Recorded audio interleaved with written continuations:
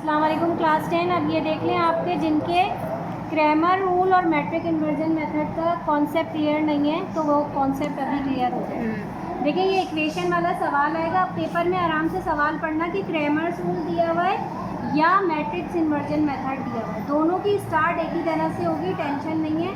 आपने सबसे पहले इक्वेशन देखनी है कि स्टैंडर्ड फॉर्म में होनी चाहिए। पहले x फिर y फिर नंबर इज इक्वल टू के।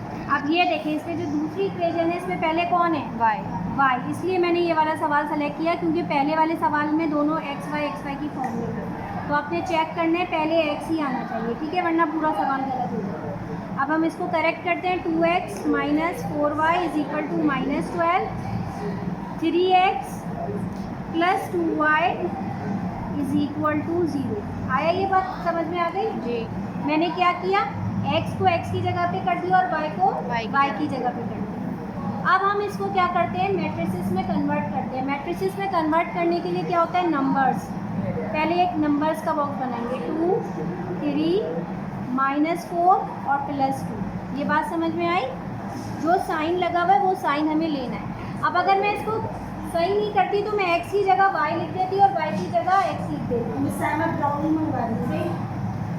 अब इसके बाद दूसरा देखें, ये x आया और ये y आया, जिन दो को हम मल्टीप्लाई कर रहे हैं इज इक्वल टू जो कांस्टेंट थे वो आ गया -2, यानी जो आंसर आ रहा था।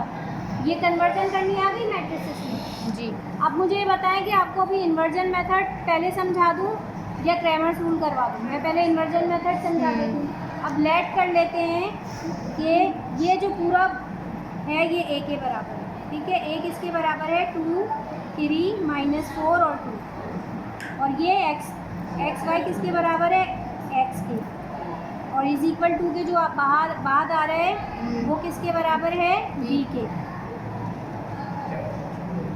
यानी अब आप गौर करें कि a x के साथ मल्टीप्लाई हो रहा है तो आंसर क्या दे रहा है हमें, b। a x के साथ मल्टीप्लाई हो रहा है तो आंसर आ रहा है b। और हमें फाइंड क्या करना है, x की वैल्यू मालूम करनी है, यानी x और y की। सॉल्यूशन सेट क्या होता है, x और y की वैल्यू होती है। तो x is equal to b, ये मल्टीप्लाई हो रहा है तो उधर जाकर क्या हो जाएगा, डिवाइड, ठीक है। अब इसको ऊपर लेके जाएंगे तो यहाँ +1 है तो पावर क्या हो जाएगी, -1। ये है इन्वर्जन मेथड, ठीक है, जिसमें आप ये सारा काम करेंगे। ये कौन सा है, इन्वर्जन मेथड। अब a इन्वर्स निकालने का फॉर्मूला आप सबको पता है क्या होता है, a inverse is equal to 1/mod a into adjoint, ठीक है। अब mod a हमने 3 वाला तो सीख लिया था अभी इससे प्रीवियस वाले क्वेश्चन में।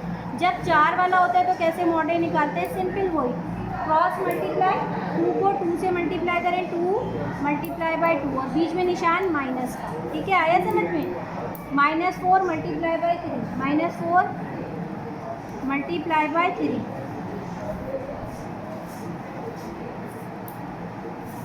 अब mod a हो गया आपके पास 2 2s are 4, minus minus plus 4 3s are 12, ठीक है। तो mod a आ गया आपके पास 16।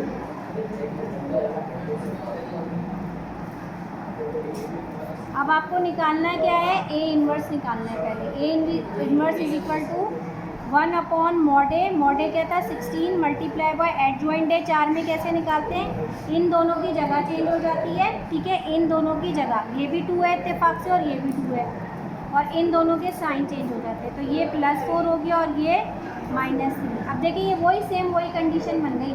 अब मैं आपको समझाती हूँ, जैसे मैं आपको उस वाले में समझा रही थी ना, 2 divided by 16, 4 divided by 16, -3 divided by 16 और 2 डिवाइडेड बाई 16। ये आ गया आपका a इन्वर्स। अब यहाँ आप चाहें तो काट सकते हैं, 2 1 2, 2 8 जो आप पूछ रही थी ना सुमैया, 4 1 4, 4 4 16, 3 16 से नहीं कटता, 2 1 2, 2 8 16।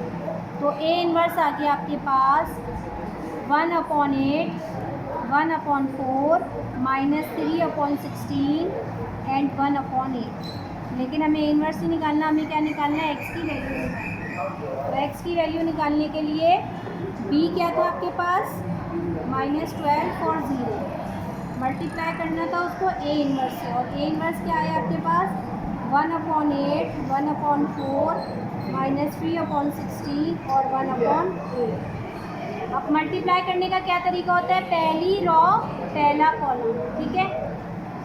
तो हम इसको मल्टीप्लाई करते हैं, यानी 7 बनाना होता है। क्या बनाना होता है, 7। 1/8 मल्टीप्लाई बाय -12, बीच में आता है निशान प्लस का, ठीक है। और 1/4 मल्टीप्लाई बाय 0, ठीक है। ये पहली रो मल्टीप्लाई हो गई पहले कॉलम से। अब ये दूसरी रो कॉलम एक ही इसी से करना पड़ेगा, ठीक है ना। -3/16 multiply by -12 plus 1/8 multiply by 0।